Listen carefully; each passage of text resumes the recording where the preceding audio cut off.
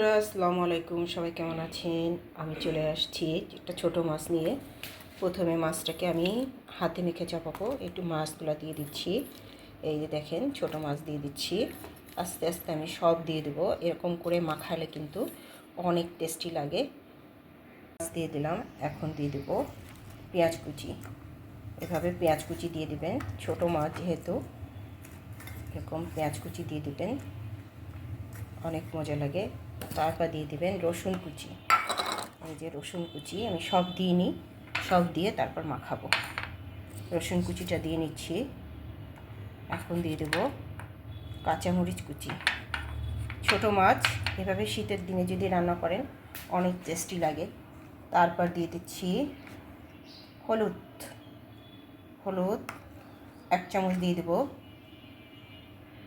ধনিয়ার গুঁড়া দিয়ে দেবো 1 চামচ, একটু দিয়ে দিলাম। ঝালের গুঁড়া যেহেতু কাঁচামরিচ দিয়ে দিচ্ছি, আর যারা বেশি ঝাল খাইতে পছন্দ করেন তারা অবশ্যই দিয়ে দেবেন। দিয়ে দিচ্ছি ঝালের গুঁড়া। এখন দিয়ে দিচ্ছি তেল। এই যে দেখেন, তেল দিয়ে দিচ্ছি। একটু বেশি করে তেল দিবেন, যেহেতু এটা ছোটো মাছ। একটু তেল দিলে কিন্তু অনেক টেস্টি লাগে। আর দিয়ে দিচ্ছি লবণ, স্বাদ মতো লবণ দিয়ে দেবেন। এখন দিয়ে দিচ্ছি, এখন সুন্দর করে আমি আবার বলছি দিয়ে দিচ্ছি। এখন সুন্দর করে আমি মাখিয়ে নিব। যে দেখেন, সুন্দর করে আমি মাখিয়ে নিচ্ছি। এভাবে মাখিয়ে নেব। এই যে এতে সুন্দর করে মাখিয়ে নেবেন। এই একটু 10 মিনিট রেখে দিব মেরিনেট করে। আমি চলে আসলাম। এই যে এখন চুলাটাকে জ্বালিয়ে দিচ্ছি। এই যে দেখেন, চুলাটাকে আমি কম আঁচে রাখলাম। এখন আমি দিয়ে দেব, এই যে একটু পানি দিয়ে দেব হালকা। আমি সাথে দিয়ে দিচ্ছি বেগুন। এই যে বেগুনটা দিয়ে দিচ্ছি। বেগুন টেগুন সব একসাথে দিয়ে মাখিয়ে নেবেন।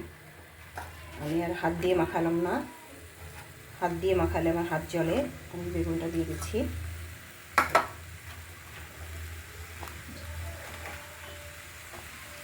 সুন্দর করে নেড়ে নিচ্ছি। দেখেন, এই যে ছোটো মাছ, খুব কম হিটে দিতে হবে, হালকা করে, হালকা হিটে দিয়ে দিয়েছি। এই যে খুব সুন্দর করে নেড়ে নিতে হবে। আমি নেড়ে নিচ্ছি।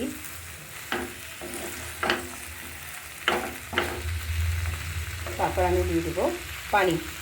এই যে আমি সুন্দর করে নেড়ে নিলাম। এখন আমি দিয়ে দিচ্ছি একটু পানি দিয়ে দেবো, যেহেতু বেগুনটা সিদ্ধ হতে হবে। এই যে এরকম করে সুন্দর করে পানি দিয়ে দেবেন। অল্প পানি দেবেন যাতে মাছ আর বেগুন সিদ্ধ হয়ে যায়। আমি কিন্তু অলরেডি পানি দিয়ে দিয়েছি। আপনারা যদি একটু ঝাল বেশি খেতে চান অবশ্যই দিতে পারেন। আমি একটু ঝাল কম খাই, তাই একটু ঝাল কম দিয়েছি। বন্ধুরা, এই আমার দেখেন ছোটো মাছের অল্প অল্প করে নাড়া দিতে হবে আস্তে আস্তে করে, যাতে ছোটো মাছটা ভেঙে না যায়। এখন একটু ঝোলটা কমে গেলেই আমি ধনিয়া পাতা দিয়ে সুন্দর করে নামিয়ে নেব। তার আগে দিয়ে দেব আর একটা জিনিস, একটু হালকা একটু ফ্লেভার আসার জন্য। বন্ধুরা, চলে আসলাম রান্নার কাছে। এখন দিয়ে দিচ্ছি এই যে আপনার, এটা হচ্ছে গা জলপাই। টক টক জলপাই দিলে, জলপাইটা যে কোনো টক দিলে কিন্তু মাছটার স্বাদ কিন্তু অন্যরকম হয়ে যাবে। তারপর দিয়ে দিচ্ছি ধনিয়া পাতা। এই যে ধনিয়া পাতা দিয়ে দিলাম। এবার জিরার গুঁড়া দিব না, যেহেতু ধনিয়া পাতা দিয়ে দিলাম সবুজ সবুজ। এই যে আমার রান্নাটা প্রায় হয়ে গিয়েছে। বেশি নাড়াচাড়া করা যাবে না, বেশি নাড়াচাড়া করলে